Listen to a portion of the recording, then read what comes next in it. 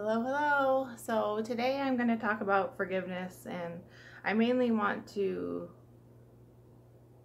embody that idea with ourselves, because forgiving ourselves is where you empower yourself. Um, I'm going to read a little bit from this book and then talk about it from my own experience.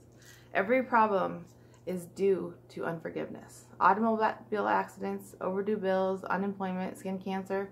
How can all these problems be attributed to unforgiveness? Those who are wiser than we, however, proclaim that unforgiveness is the root of every problem.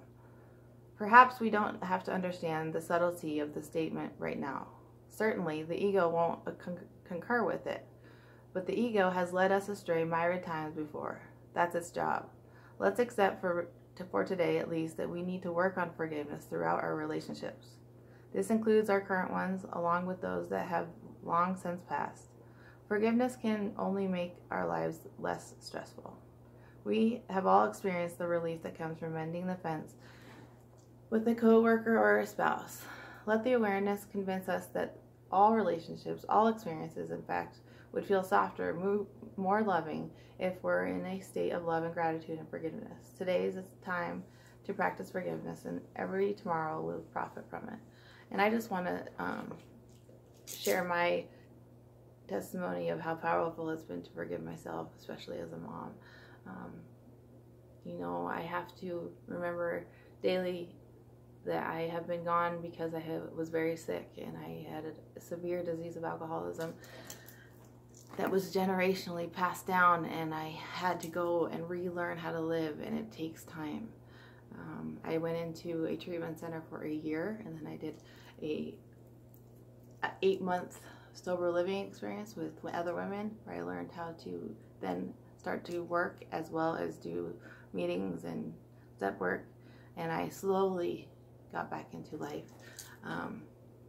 The one thing I did wrong was I got into a relationship 3 months into my sobriety with the suggestion of not doing so. With that, I lost a lot. People were right, and you can't fall in love and get sober at the same time.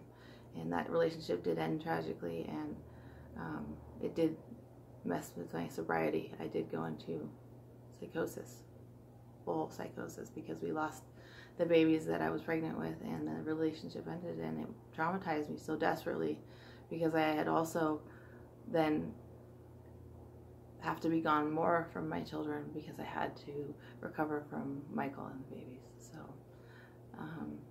today I have forgiven myself for that, and I have been in the solution and been continuing to get help and guided, and to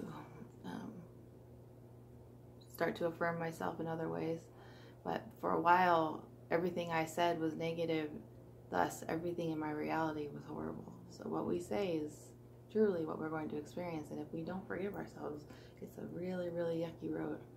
And to not have self-love, it's like prison, So I'm grateful that I have that today. It's not perfect every day, and I have to constantly remind myself and constantly practice those affirmations and constantly ask for forgiveness and allow myself to be forgiven.